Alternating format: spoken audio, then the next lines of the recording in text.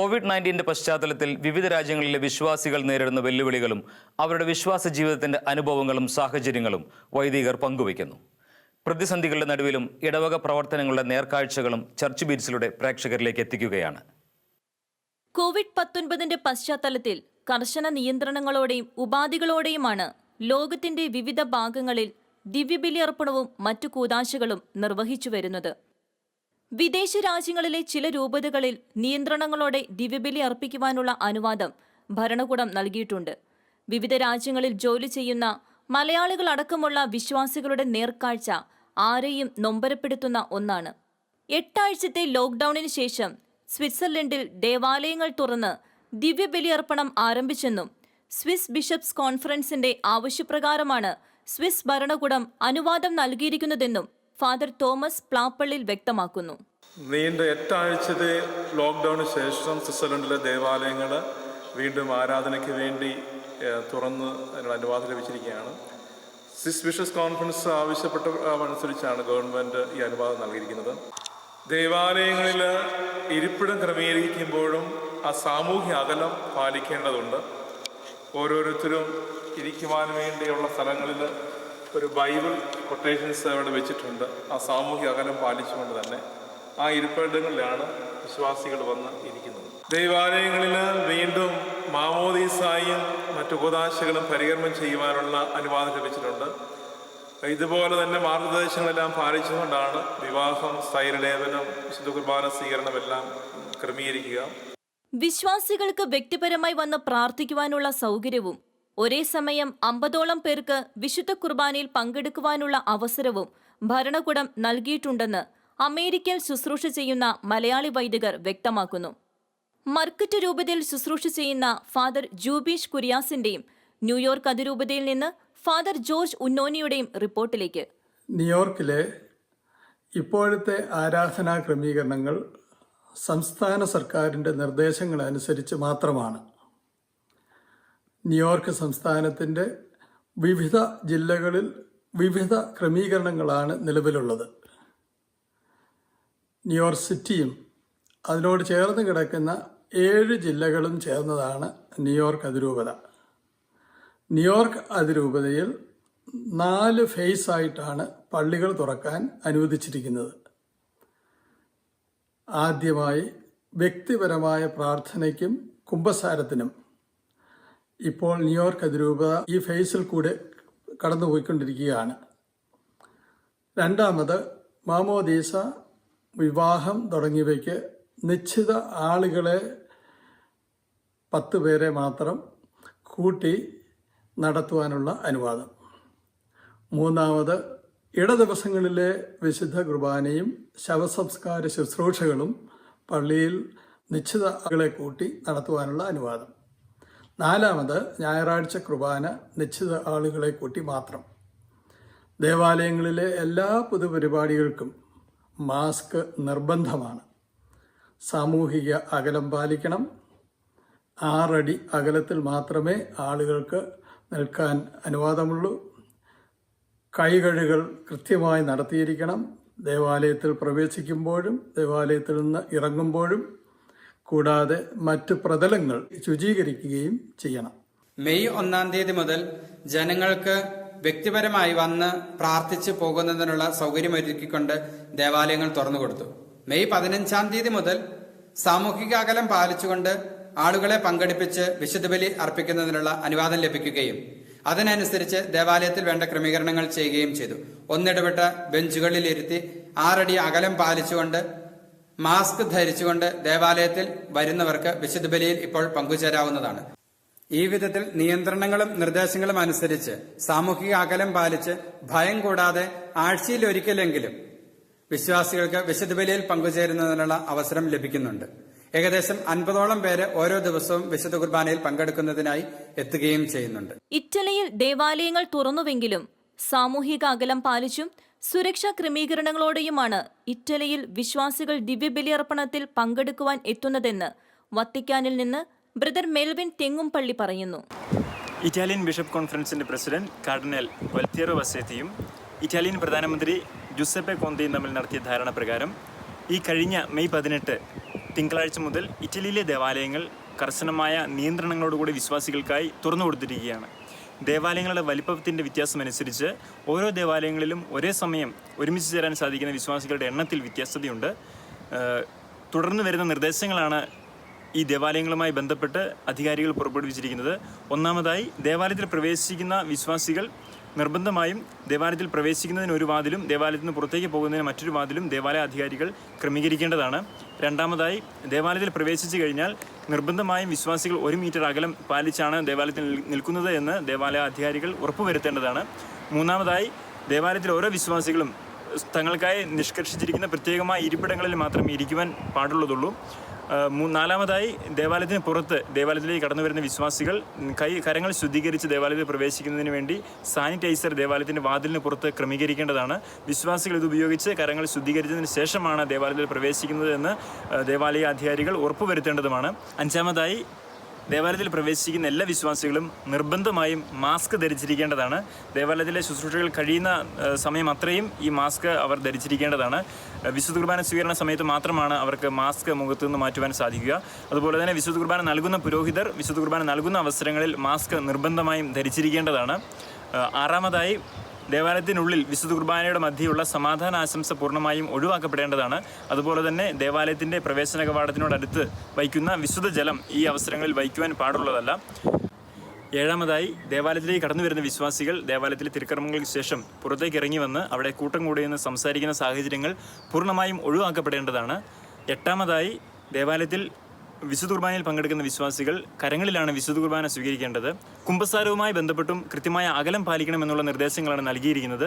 ഇതേസമയം തന്നെ വത്തിക്കാനിലും cent Peter's ബസിലിക്കയും Vatican മ്യൂസിയവും പൊതുജനങ്ങൾക്ക് വേണ്ടി തുറന്നു നൽകിയിട്ടുണ്ട്. പരിശുദ്ധ പിതാവ് ഫ്രാൻസിസ് മാർപ്പാപ്പയുടെ പബ്ലിക് ഓഡിയൻസ് ഇപ്പോഴും മീഡിയ വഴിയാണ് നടത്തിക്കൊണ്ടിരിക്കുന്നത്. വത്തിക്കാൻ മ്യൂസിയത്തിൽ സന്ദർശകർക്ക് പ്രവേശിക്കുന്നതിന് കൃത്യമായ മാർഗ്ഗനിർദ്ദേശങ്ങൾ പുറപ്പെടുവിച്ചിട്ടുണ്ട്. എന്തുതന്നെയായാലും ഏറെ നാളുകൾക്ക് ശേഷം ദേവാലയങ്ങളിലേക്ക് കടന്നു വരുവാനും പ്രാർത്ഥനകളിൽ പങ്കെടുക്കുവാനും സാധിച്ചതിലുള്ള സന്തോഷത്തിലാണ് ഇറ്റലിയിലെയും റോമിലെയും വിശ്വാസികൾ. UK ലോക്ക്ഡൌണിൽ ഇളവുകൾ പ്രഖ്യാപിച്ചെങ്കിലും ദേവാലയങ്ങൾ തുറക്കുവാൻ തീരുമാനമായിട്ടില്ല. ദേവാലയങ്ങൾ തുറക്കണമെന്നാണ് വിശ്വാസികൾ ആവശ്യപ്പെടുന്നതെന്നും വിശ്വാസികളുടെ ആവശ്യം ആർച്ച് ബിഷപ്പ് സർക്കാരിന്റെ ശ്രദ്ധയിൽപ്പെടുത്തിയിട്ടുണ്ടെന്നും ഫാദർ ടെബിൻ പുത്തൻപുരയ്ക്കൽ വ്യക്തമാക്കി. ഇപ്പോൾ ഈസ് ഡൗൺ ചെയ്തുകൊണ്ടിരിക്കുന്ന ഈ അവസ്ഥയിൽ ബാക്കി പബ്ലിക് ട്രാൻസ്പോർട്ടുകളുണ്ട്, പ്രൈവറ്റ് വെഹിക്കിൾസ് ഓടുന്നുണ്ട്, ചെറിയ ചെറിയ കടകളൊക്കെ ഓപ്പൺ ചെയ്തു വരുന്നു, റെസ്റ്റോറൻറ്റ്സുകളൊക്കെ ഓപ്പൺ ചെയ്യുന്നതായിട്ട് വരുന്നു, ടേക്ക് അവേ ഉണ്ട്, ഓൾറെഡി തുടങ്ങി. പക്ഷേ പള്ളികൾ ഇതുവരെ തുറന്നിട്ടില്ല. വിശ്വാസികളുടെ ഭാഗത്തു നിന്നുള്ള ആവശ്യം എന്തെന്നാൽ പള്ളികൾ തുറക്കാനായിട്ട് അനുവദിക്കണം എന്നുള്ള ഒരു വികാരമാണ് പൊതുവെ എല്ലാവർക്കും ഉള്ളത്. അവര് ഞങ്ങളോട് അച്ഛന്മാരോട് അത് എക്സ്പ്രസ് ചെയ്യുന്നുണ്ട്. അച്ഛന്മാരത് നമ്മളുടെ ഡയസിസിലുള്ള അധികാരികളോട് പ്രത്യേകമായിട്ട് ഞങ്ങൾ പറഞ്ഞിട്ടുണ്ട്. അഭിവന്ധ്യ ആർച്ച് ബിഷപ്പ് ഈ ഒരു വികാരം ഗവൺമെന്റിന് മുൻപാകെ രേഖപ്പെടുത്തിയിട്ടുമുണ്ട്. എങ്കിലും അവിടെ നിന്നുള്ള റെസ്പോൺസ് ഇതുവരെ കിട്ടിയിട്ടില്ല. വിശ്വാസികളുടെ ആവശ്യം എന്താണെന്ന് വെച്ച് കഴിഞ്ഞാൽ പള്ളി ഓപ്പൺ ചെയ്യാൻ അനുവദിക്കുക, ആൾക്കാർ കടന്നു വരട്ടെ, റെസ്ട്രിക്ഷൻസിന്റെ അല്ലെങ്കിൽ സോഷ്യൽ ഡിസ്റ്റൻസിങ്ങിന്റെ എല്ലാ റൂൾസും പാലിച്ചുകൊണ്ട് തന്നെ പള്ളിയിൽ വന്ന് വ്യക്തിപരമായിട്ട് പ്രാർത്ഥിച്ച് പേഴ്സണൽ പ്രയർ നടത്തി പോകുവാനായിട്ടുള്ള ഒരു പ്രത്യേക അനുവാദം, അതിനുവേണ്ടി പള്ളി തുറക്കണം എന്നുള്ളതാണ് അവരുടെ ഇനിയുള്ള എത്രയും വേഗം അധികം താമസിയാതെ തന്നെ. കാരണം ജനങ്ങൾ മുഴുവൻ പുറത്തുണ്ട്. പാർക്കുകളിലൊക്കെ ആണെങ്കിൽ ഭയങ്കര ജനമാണ്, ബീച്ചിലുമൊക്കെ പ്രത്യേകിച്ചും ഈ സമ്മർ ടൈമിൽ ജനം മുഴുവൻ പുറത്തുണ്ട്. അത്രയും ആൾക്കാർ പുറത്തുണ്ട് എങ്കിൽ എന്തുകൊണ്ട് പള്ളികൾ തുറക്കുന്നില്ല എന്നുള്ള വളരെ സാങ്കത്യം നിറഞ്ഞ ഒരു ചോദ്യം സങ്കടകരമായിട്ട് വിശ്വാസികളുടെ മുന്നിൽ നിന്നും വരുന്നുണ്ട്. ഓസ്ട്രിയയിൽ ലോക്ക്ഡൌണിൽ സർക്കാർ കൂടുതൽ ഇളവുകൾ പ്രഖ്യാപിച്ച സാഹചര്യത്തിൽ വിയന്ന അതിരൂപതയിൽ സീറോ മലബാർ സഭ വിശ്വാസികൾ കൂടുതലുള്ള മരിയൻ ലൂർദ് ദേവാലയം വീണ്ടും വിശ്വാസികൾക്കായി തുറന്നുകൊടുത്തെന്നും സാമൂഹിക അകലം പാലിച്ചും സുരക്ഷാ ക്രമീകരണങ്ങളോടും കൂടി വിശ്വാസികൾ ദിവ്യബലി അർപ്പണത്തിൽ പങ്കെടുക്കാൻ വരുന്നുണ്ടെന്നും വിയന്ന അതിരൂപതയിൽ ശുശ്രൂഷ ചെയ്യുന്ന ഫാദർ തോമസ് തണ്ടപ്പള്ളി പറയുന്നു. അല്ലെങ്കിൽ ദേവാലയത്തിൽ മാസ്ക് ധരിച്ചിട്ട് മൂവ് ചെയ്യാവൂ എന്നുള്ള നിയമമുണ്ടെങ്കിലും പള്ളിയിൽ വന്ന് നിൽക്കുമ്പോൾ മാസ്ക് ധരിക്കേണ്ടതില്ല. അതുപോലെ വിശുദ്ധ കുർബാന സ്വീകരിക്കാനായിട്ട് വരുമ്പോൾ മാസ്ക് ധരിക്കേണ്ടതില്ല. വൈദികൻ പരിശുദ്ധ കുർബാന അർപ്പിക്കുമ്പോൾ മാസ്ക് ധരിക്കേണ്ടതില്ല. പക്ഷേ വിശുദ്ധ കുർബാന കൊടുക്കുമ്പോൾ മാസ്ക് ധരിച്ചിരിക്കണം. അതുപോലെ തന്നെ കുമ്പസാരിക്കാനായിട്ടുള്ള സൗകര്യം ദേവാലയങ്ങളിലുണ്ട്. മെയ് മാസം 29-ാം തീയതിക്ക് ശേഷം കൂടുതൽ ആളുകളെ പങ്കെടുപ്പിച്ചുകൊണ്ട് മൃതസംസ്കാര ശുശ്രൂഷകൾ നടത്താം. അതുപോലെ തന്നെ മാമോദീസകൾ നടത്താം, കല്യാണം നടത്താം. മെൽബൺ രൂപതയിൽ പൊതു ദിവ്യബലിയർപ്പണം ആരംഭിച്ചെന്ന് മെൽബൺ രൂപത vicar general father Francis Kolenchery പറഞ്ഞു. സർക്കാരിൻ്റെയും സ്ഥാപന നേതാക്കന്മാരുടെയും ജനങ്ങളുടെയും വളരെ പ്രത്യേകമായ ശ്രദ്ധയോടുകൂടിയുള്ള നീക്കത്തിൻ്റെ ഫലമായിട്ട് കൊറോണ അണുബാധ ഏറെ നിയന്ത്രിക്കുവാൻ ഇവിടെ സാധിച്ചു എന്ന് സന്തോഷത്തോടെ പറയുവാൻ സാധിക്കും. വളരെ കുറച്ചു മരണങ്ങൾ മാത്രമേ ഇവിടെ ഉണ്ടായിട്ടുള്ളൂ.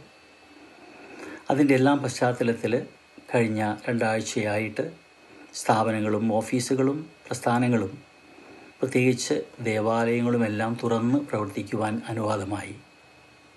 എന്നാൽ പ്രവർത്തിക്കുമ്പോൾ പാലിക്കേണ്ട നിയന്ത്രണങ്ങൾ കൃത്യമായും സർക്കാരും ആരോഗ്യ വിഭാഗവും അറിയിച്ചിട്ടുണ്ട്. അതോട് മത നേതാക്കളും വൈദികരും ആളുകളും ജനങ്ങളുമൊക്കെ സഹകരിച്ച് മുന്നോട്ട് പോകുന്നു. കോവിഡ്-19 പശ്ചാത്തലത്തിൽ വിവിധ രാജ്യങ്ങളിലെ വിശ്വാസികൾ നേരിടുന്ന വെല്ലുവിളികളും അവരുടെ വിശ്വാസ ജീവിതത്തിന്റെ അനുഭവങ്ങളും സാഹചര്യങ്ങളും വൈദികർ പങ്കുവയ്ക്കുന്നു. ജനൽ ചില്ല് പോലും സുവിശേഷ പ്രഘോഷണ മാധ്യമമാക്കിയ കർമ്മലീത്ത സന്യാസിയുടെ വാർത്തകളും പോയ വാരത്തിൽ ക്രൈസ്തവ സഭാലോകം ചർച്ച ചെയ്തു. കലുഷിതമായ സാഹചര്യത്തിലെ കന്യാസ്ത്രീയുടെ ഇടപെടൽ ലോകശ്രദ്ധ തന്നെ നേടിയിരിക്കുകയാണ്. ജനൽ ചില്ലുകളിൽ രേഖപ്പെടുത്തിയ വാക്കുകൾ പ്രക്ഷോഭകാരികളെയും സ്പർശിച്ചുവെന്നാണ് US മാധ്യമങ്ങൾ റിപ്പോർട്ട് ചെയ്യുന്നത്. അപ്രതീക്ഷിതമായ തീപിടുത്തത്തിൽ നശിച്ച പാവപ്പെട്ട കുടുംബത്തിന് ഭവനം നിർമ്മിക്കുന്ന അദിലാബാദ് രൂപത ബിഷപ്പ് മാർ പ്രിൻസ് ആന്റണി പാണയങ്ങാടന്റെ വാർത്തകളും ക്രിസ്തീയ ഭക്തിഗാനം ആലപിച്ച ഇറ്റാലിയൻ വൈദികനായ ഫാദർ സൈമൺ ബാർബേരിയുടെ വിശേഷങ്ങളും പോയ വാരത്തിൽ സമൂഹ മാധ്യമങ്ങളിൽ ഇടം പിടിച്ചിരുന്നു. ഈ വിശേഷങ്ങളൊക്കെയാണ് ഇത്തവണ ചർച്ച് ബീറ്റ്സ് പങ്കുവയ്ക്കുന്നത്. ജോർജ് ഫ്ലോയിഡിന്റെ കൊലപാതകത്തിൽ അമേരിക്കയിൽ ഉയർന്ന പ്രതിഷേധ കടലിനു മുന്നിൽ അചഞ്ചലമായ വിശ്വാസത്താൽ മറികടക്കുകയാണ് സിൻസിനാറ്റിയിലെ കർമ്മലീത്ത സന്യാസിനി സമൂഹാംഗമായ ഒരു കന്യാസ്ത്രീ. അക്രമികളെ പിന്തിരിപ്പിക്കുന്നതായിരുന്നു കന്യാസ്ത്രീയുടെ പ്രവൃത്തി. ജോർജ് ഫ്ലോയിഡ് എന്ന കറുത്തവർഗക്കാരന്റെ കൊലപാതകത്തോടെ ക്രമസമാധാനം നഷ്ടമായിരിക്കുന്ന അമേരിക്കയിലേക്കാണ് ലോകം ഉറ്റുനോക്കുന്നത്. സംഭവത്തോടെ പ്രതിഷേധങ്ങളും അക്രമങ്ങളും ദിനംതോറും വർദ്ധിക്കുകയാണ്. ഇവിടേക്കാണ് ജനൽ ചില്ലുപോലും സുവിശേഷ പ്രഘോഷണ മാധ്യമമാക്കി ഒരു കന്യാസ്ത്രീ കടന്നുവന്നത്. പ്രക്ഷോഭകാരികളിൽ സ്നേഹസന്ദേശം പകരുകയായിരുന്നു ലക്ഷ്യം. ജനൽ ചില്ലുകൾ ഹാർഡ്ബോർഡ് കൊണ്ട് മറച്ച് ദൈവം സ്നേഹമാകുന്നു, മനസ്സ് പരിവർത്തനപ്പെടുമ്പോൾ ലോകം മാറും എന്നീ സന്ദേശങ്ങളാണ് സ്പ്രേ പെയിന്റ് ബോട്ടിൽ ഉപയോഗിച്ച് സിസ്റ്റർ കുറിച്ചത്. അമേരിക്കയിലെ ഒഹിയോ സംസ്ഥാനത്തെ സിൻസിനാറ്റിയിൽ സ്ഥിതി ചെയ്യുന്ന കർമ്മലീത്ത സന്യാസിനി സമൂഹാംഗമായ കന്യാസ്ത്രീയാണ് ഈ ഉദ്യമത്തിന് ധൈര്യം കാട്ടിയത്. കലുഷിതമായ സാഹചര്യത്തിലെ കന്യാസ്ത്രീയുടെ ഇടപെടൽ ലോകശ്രദ്ധ തന്നെ നേടിയിരിക്കുകയാണ്. ജനൽ ചില്ലുകൾ രേഖപ്പെടുത്തിയ വാക്കുകൾ പ്രക്ഷോഭകാരികളെയും സ്പർശിച്ചുവെന്നാണ് US മാധ്യമങ്ങൾ റിപ്പോർട്ട് ചെയ്യുന്നത്. തൊട്ടടുത്ത കെട്ടിടങ്ങളുടെ ജനൽ ചില്ലുകൾ കല്ലേറിൽ തകർന്നപ്പോൾ മഠത്തിന്റെ ചില്ലുകൾക്ക് യാതൊരു പോറലും സംഭവിച്ചില്ല. ജനലരികിൽ ചാരി നിർത്തിയ ഏണിയിൽ കയറി നിന്ന് സിസ്റ്റർ വാക്യങ്ങൾ എഴുതുന്ന വീഡിയോയും സമൂഹ മാധ്യമങ്ങളിൽ തരംഗമായിരുന്നു. ഈ സന്ദേശങ്ങൾ സമാധാനത്തിന്റെയും സ്നേഹത്തിന്റെയും മനോഭാവം ഉണ്ടാക്കുമെന്ന പ്രതീക്ഷയും ഇവർ പിന്നീട് മാധ്യമങ്ങളോട് പങ്കുവച്ചിരുന്നു. ലോക്ക്ഡൌൺ ദിനങ്ങളിൽ കത്തോലിക്ക സഭയിലെ 9 മേലധ്യക്ഷന്മാരും 275 സന്യാസിനികളും പങ്കുചേർന്ന് 53 ഭാഷകൾ ഉൾച്ചേർത്ത് ചൊല്ലിയ 53 മണിജപം ശ്രദ്ധേയമാകുന്നു. കാഞ്ഞിരപ്പള്ളി രൂപത സോഷ്യൽ മീഡിയ അപ്പോസ്റ്റലേറ്റിന്റെ ആഭിമുഖ്യത്തിലാണ് ജപമാല ഒരുക്കിയത്. O Maria, tu risplendi sempre nel nostro cammino come segno di salvezza e di speranza. മാർപ്പാപ്പയുടെ പ്രാർത്ഥനയോടെയാണ് ജപമാല ആരംഭിക്കുന്നത്. തുടർന്നുള്ള വിശ്വാസ പ്രമാണം വിവിധ ശുശ്രൂഷ മേഖലകളിലായിരിക്കുന്ന സിസ്റ്റേഴ്സാണ് ചൊല്ലുന്നത്. നന്മ നിറഞ്ഞ മറിയമേ എന്ന പ്രാർത്ഥന കേരളത്തിന് അകത്തും പുറത്തും വിദേശത്തുമുള്ള സന്യാസിനികൾ 53 ഭാഷകളിലാണ് ചൊല്ലുന്നത്. പരിശുദ്ധ മറിയമേ എന്ന പ്രാർത്ഥന വിവിധ സന്യാസിനികൾ മലയാളത്തിലാണ് ചൊല്ലുന്നത്. വിവിധ കോൺഗ്രിഗേഷനുകളിലെ ജനറൽ സുപ്പീരിയർമാരും ഇതിൽ പങ്കുചേരുന്നുണ്ട്. ജപമാലയുടെ ലുത്തിനിയയുടെ ഓരോ ഖണ്ഡികകളും 17 സന്യാസ സമൂഹങ്ങളിലെ സന്യാസിനികളാണ് ആലപിക്കുന്നത്.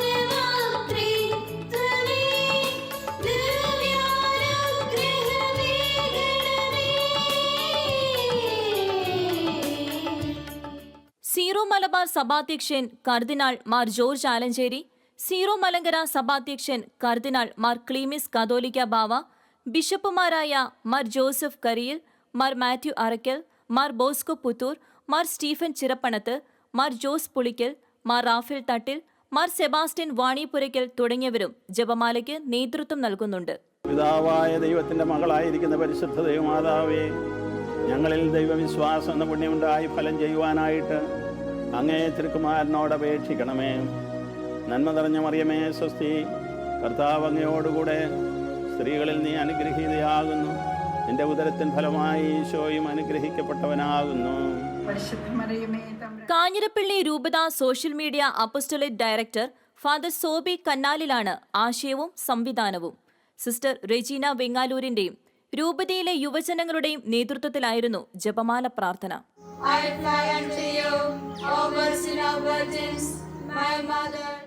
അപ്രതീക്ഷിതമായ തീപിടുത്തത്തിൽ നശിച്ച പാവപ്പെട്ട കുടുംബത്തിന്റെ ഭവനം നിർമ്മിക്കുന്നതിൽ ആദിലാബാദിന്റെ ബിഷപ്പ് മാർ പ്രിൻസ് ആന്റണി പാണേങ്ങാടൻ പങ്കാളിയായി. കുടുംബത്തിന്റെ ദുരവസ്ഥ മനസ്സിലാക്കിയ ബിഷപ്പ് ഭവന നിർമ്മാണത്തിന് വൈദികരെ കൂട്ടി നേരിട്ടിറങ്ങുകയായിരുന്നു. ആദിലാബാദ് രൂപതാ പരിധിയിൽ ഉൾപ്പെടുന്ന തെലങ്കാനയിലെ മംചേരിയയിലെ ഭീമാരം ഗ്രാമത്തിലെ ശങ്കരയ്യയുടെയും കുടുംബത്തിന്റെയും ഭവനമാണ് ഇലക്ട്രിക് ഷോർട്ട് സർക്യൂട്ടിനെ തുടർന്ന് കത്തി നശിച്ചത്. ഭവനം പൂർണ്ണമായും കത്തി നശിച്ചതോടെ ബിഷപ്പും വൈദികരും മംചേരി ഇടവകയിലെ യുവജനങ്ങളും ചേർന്ന് ഇവരുടെ പുതിയ ഭവന നിർമ്മാണത്തിന് തുടക്കം കുറിക്കുകയായിരുന്നു. ബിഷപ്പിനൊപ്പം രൂപതയിലെ വൈദികരും നിർമ്മാണ പ്രവർത്തനങ്ങളിൽ ഭാഗഭാക്കായി.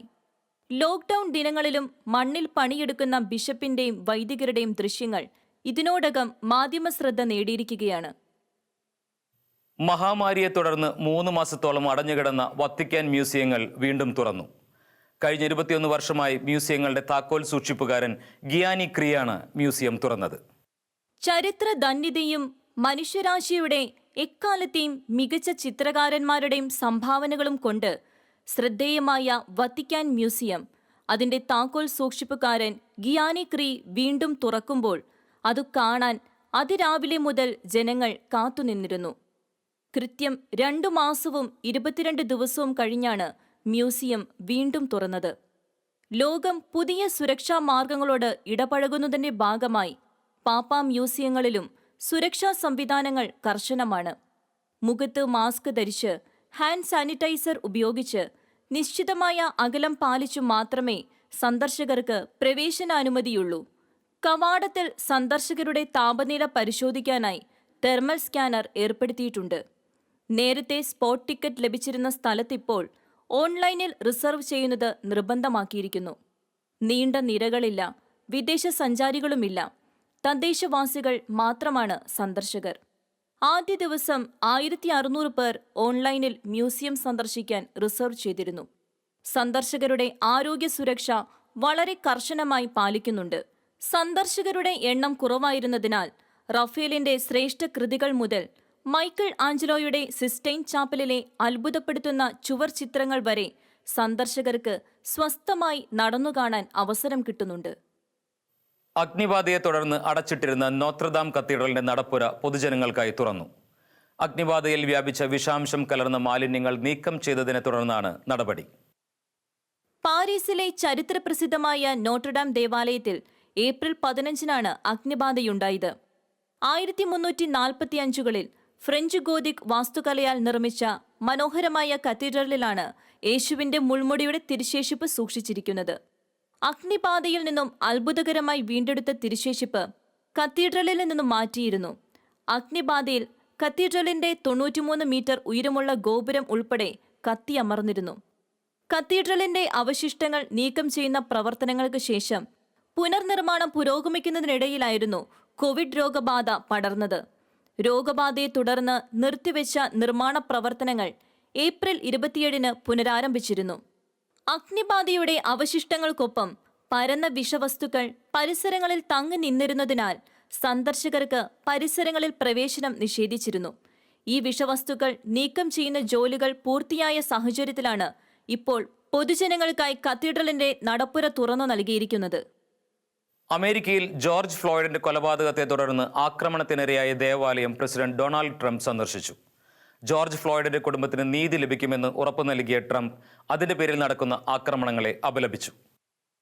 ആക്രമണത്തിനിരയായ സെയിന്റ് ജോൺസ് എപ്പിസ്കോപ്പൽ ദേവാലയമാണ് ഡൊണാൾഡ് ട്രംപ് സന്ദർശിച്ചത്. 200 വർഷം പഴക്കമുള്ള ദേവാലയം ആക്രമികൾ ഭാഗികമായി അഗ്നിക്കിരയാക്കിയിരുന്നു. ഞായറാഴ്ച നടന്ന ആക്രമണങ്ങളിലാണ് ദേവാലയത്തിന് കേടുപാടുകൾ സംഭവിച്ചത്. ദേവാലയ പരിസരത്തേക്ക് കാൽനടയായി എത്തി ആക്രമണം നടന്ന ദേവാലയ പരിസരം ട്രംപ് ചുറ്റി നടന്ന് വീക്ഷിച്ചു. ദേവാലയത്തിന്റെ ഭിത്തികൾ അക്രമികൾ വികൃതമാക്കിയിരുന്നു. റോസ് ഗാർഡനിൽ നിന്നും രാഷ്ട്രത്തെ അഭിസംബോധന ചെയ്ത ശേഷമാണ് ട്രംപ് ദേവാലയ സന്ദർശനത്തിനായി എത്തിയത്. വളരെ പ്രാധാന്യമുള്ള ഒരു സംഘം സന്ദർശിക്കാനുണ്ടെന്ന മുഖവുരയോടെയായിരുന്നു ട്രംപ് ദേവാലയത്തിലേക്ക് നീങ്ങിയത്. ദേവാലയത്തിലെത്തിയ ട്രംപ് ബൈബിൾ ഉയർത്തിപ്പിടിച്ചുകൊണ്ട് രാജ്യം വീണ്ടും ശക്തമായി തിരിച്ചുവരുമെന്ന് പ്രഖ്യാപിക്കുകയും ചെയ്തു. 1815 വൈറ്റ് ഹൌസിന് സമീപമുള്ള ഈ ദേവാലയം നിർമ്മിച്ചിരിക്കുന്നത്. മുൻ പ്രസിഡന്റുമാരായ ജെയിംസ് മാഡിസൺ മുതലുള്ളവർ ഇവിടെ ശുശ്രൂഷകൾക്കായി എത്തിയിട്ടുണ്ട്. കോവിഡ് വൈറസ് ബാധിത പ്രദേശങ്ങൾക്ക് കൈത്താങ്ങായി ഇറ്റാലിയൻ മെത്രാൻ സമിതി 85 കോടി രൂപ സംഭാവന ചെയ്തു. റെഡ് ഓറഞ്ച് സോണുകളിൽപ്പെട്ട കോവിഡ് ബാധിത പ്രദേശങ്ങൾക്ക് വേണ്ടിയാണ് തുക കൈമാറിയിരിക്കുന്നത്. വിശ്വാസികളിൽ നിന്ന് ലഭിച്ച തുകയാണ് സാമ്പത്തിക സഹായങ്ങൾ നൽകാൻ ഉപയോഗിക്കുന്നതെന്ന് മെത്രാൻ സമിതി വ്യക്തമാക്കി. ദാരിദ്ര്യത്തിൽ കഴിയുന്ന കുടുംബങ്ങൾക്കും വ്യക്തികൾക്കും സഭയുടെ പ്രസ്ഥാനങ്ങൾക്കുമായി തുക വിനിയോഗിക്കുമെന്നും ഇറ്റാലിയൻ മെത്രാൻ സമിതി കൂട്ടിച്ചേർത്തു. ഏപ്രിൽ മാസം രാജ്യത്തെ വിവിധ രൂപതകൾക്ക് 200 മില്യൺ യൂറോ സാമ്പത്തിക സഹായം മെത്രാൻ സമിതി നൽകിയിരുന്നു. ഇതുകൂടാതെ 9 മില്യൺ യൂറോയുടെ സഹായം ആഫ്രിക്കൻ രാജ്യങ്ങൾക്ക് കൈമാറിയിട്ടുണ്ട്. ആവശ്യക്കാർക്ക് സാമ്പത്തിക സഹായം ലഭ്യമാക്കുന്നത് തുടരാൻ അവിടെ ഒരു രാജ്യമുണ്ട് എന്ന ക്യാമ്പയിനും മെത്രാൻ സമിതി ആരംഭിക്കാനിരിക്കുകയാണ്. കോവിഡ് കാലത്ത് 10,000ങ്ങളിലേക്ക് സഹായം എത്തിക്കുവാൻ മെത്രാൻ സമിതിയുടെ കീഴിൽ കാരിത്താസ് ഇറ്റലിയാണ് പ്രധാനമായും ഇടപെടൽ നടത്തുന്നത്. മലയാള ക്രിസ്തീയ ഭക്തിഗാനം ആലപിച്ച് ഇറ്റാലിയൻ വൈദികനായ ഫാദർ സൈമൺ ബർബേരി വീണ്ടും ശ്രദ്ധേയനാവുകയാണ്. ലോക്ക്ഡൌൺ ദിനങ്ങളിൽ അമ്മേ എൻ്റെ അമ്മേ എന്ന മാതാവിൻ്റെ ഗാനം ആലപിച്ചാണ് ഫാദർ സൈമൺ ബർബേരി രംഗത്തെത്തിയിരിക്കുന്നത്. റോമിലെ പഠനകാലത്ത് മലയാളി വൈദികരായ സുഹൃത്തുക്കളിൽ നിന്നാണ് ഫാദർ സൈമൺ ആദ്യമായി ഈ പാട്ട് കേൾക്കുന്നത്. ആ ഈണം പഠനം കഴിഞ്ഞിട്ടും മനസ്സിൽ പതിഞ്ഞു കിടന്നു. മലയാളം നന്നായി എഴുതാനും വായിക്കുവാനും ഫാദർ സൈമണിന് കഴിയും. കോവിഡ് നാശം വിതച്ച മധ്യ ഇറ്റലിയിലെ നിഗോമോ നഗരത്തിൽ നിന്നുമാണ് ഫാദർ സൈമൺ മലയാളം ഗാനങ്ങൾ പാടിക്കൊണ്ടിരിക്കുന്നത്. അമ്മേ എൻ്റെ അമ്മേ എൻ്റെ ഈശോയുടെ അമ്മേ, അമ്മേ എൻ്റെ അമ്മേ എനിക്കീശോ തന്നൊരമ്മേ. വിയന്നയിൽ സംഗീതത്തിൽ ഉപരിപഠനം നടത്തുന്ന മലയാളിയായ ഫാദർ ജാക്സൺ സേവ്യറാണ് കീബോർഡ് വായിച്ചിരിക്കുന്നത്. ഈ റിപ്പോർട്ടോടെ ഈ ആഴ്ചത്തെ ചർച്ച് ബീറ്റ്സ് പൂർണ്ണമാവുകയാണ്. ഇനി ക്രൈസ്തവ സഭാലോകത്തെ വാർത്തകളും വിശേഷങ്ങളുമായി അടുത്തയാഴ്ച ഇതേ ദിവസം ഇതേ സമയം കാണാം. നന്ദി, നമസ്കാരം.